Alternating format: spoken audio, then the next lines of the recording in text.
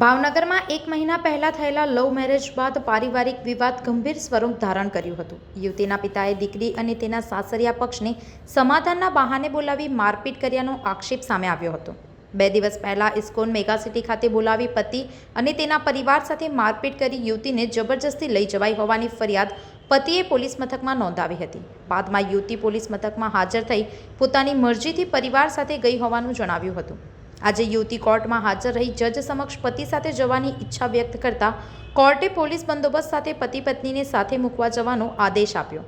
આદેશ બાદ પોલીસ દ્વારા ચુસ્ત બંદોબસ્તમાં પતિ પત્નીને સાથે રવાના કરવામાં આવ્યા હતા। હું અમારા કાયદાના નિયમ પ્રમાણે સત્યની જીત થઈ છે એમ કહીશ, કારણ કે ઘણા લોકોને એન કેન પ્રકારે ખોટું કરીને આ છોકરીને છોકરાને અલગ પાડવા હતા, પણ જે સત્ય હતું એ છોકરીએ ન્યાયાધીશને કીધું હશે ને ન્યાયાલયે સત્યનો સાથ આપીને સત્યની જીત કરી અને દીકરીએ કીધું કે મારે યશ સાથે જ રહેવું છે। આથી પોલીસ પ્રોટેક્શન સાથે ન્યાયાધીશે ઓર્ડર કર્યો અને બંને સાથે અત્યારે ગયા। 2 દિવસમાં ઘણા એવા વળાંકો આવ્યા, યુવતીનું સ્ટેટમેન્ટ ફરી ગયું, પાછું કોર્ટ સમક્ષ પણ સ્ટેટમેન્ટ જે ફરી ગયું, પોલીસની કેવી રોલ હતો આ બાબતે? પોલીસનો રોલ મારા અનુભવ પ્રમાણે વન સાઇડ હતો, એક પક્ષકાર જેવો હતો કે જ્યારે ખબર છે કે આટલું બધું માર્યા છે, આ છોકરાને આટલું વાગ્યું છે, એના મમ્મીને આટલું વાગ્યું છે, છતાંય આજ દિવસ સુધી એના પર સામેવાળા પર કોઈ એક્શન નથી લીધા। તો જ્યારે અમે કોર્ટમાં અમને ખબર પડી ગઈ કે અમને ન્યાય નહીં મળે, કારણ કે એફઆઈઆરમાં અમારે વાર લાગી, આજે અમને ખ્યાલ આવી ગયો કે અહીંથી ન્યાય નહીં મળે, આથી અમારે તાત્કાલિક કોર્ટમાં સર્ચ વોરંટ દાખલ કરવું પડ્યું।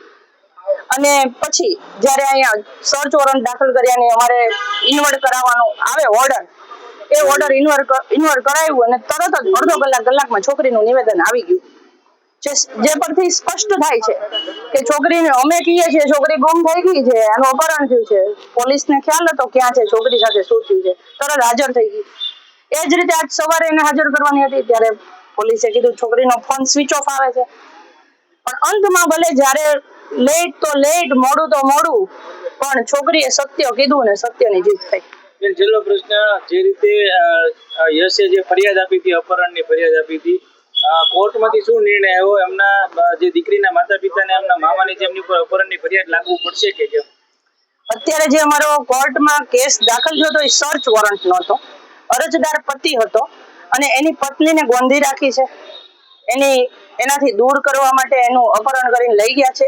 એ વિષય ઉપર છોકરીને હાજર કરવા માટે છોકરીની ઈચ્છા પ્રમાણે છોકરીને સોંપવા પૂરતી વાત હતી, અને જે એફઆઈઆર છે મારામારીની છે ને અપહરણની છે, એ પોલીસ સ્ટેશનમાં એફઆઈઆર થઈ છે, એના ઉપર પોલીસ પગલાં લેશે। અત્યારે ન્યાયાધીશે માત્ર ન્યાય છોકરીને કોની સાથે રહેવું છે એના માટેનો કરે છે। ભાવનગરથી અમીન પાયક સાથે અભિપ્રાય ન્યૂઝ, વડોદરા। આવા જ વધુ સમાચારો જોવા માટે સબસ્ક્રાઇબ કરો અમારી યુટ્યુબ ચેનલને અને જોડાયેલા રહો ફેસબુક, ઇન્સ્ટાગ્રામ અને ટ્વિટર પર।